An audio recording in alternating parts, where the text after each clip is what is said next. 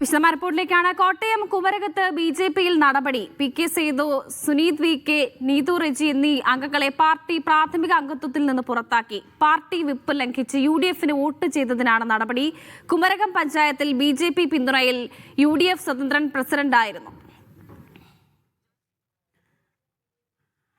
ജോസി ബാബു വിവരങ്ങൾ നൽകാനുണ്ട് കോട്ടയം നിന്നും. ജോസി, ഒടുവിൽ നേതൃത്വത്തിൽ നടപടിയോ?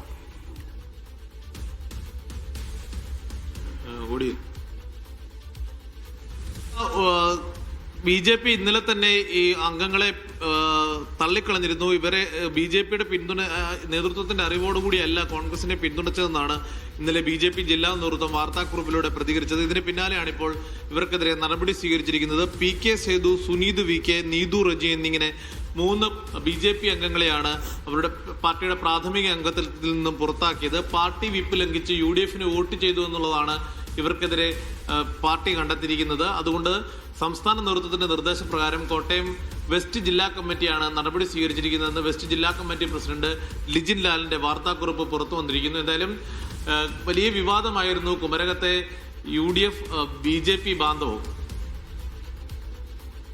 വർഷ, ശരി, വിവാദങ്ങൾക്ക് പിന്നാലെയാണ് ബി.ജെ.പിയിൽ നടപടി.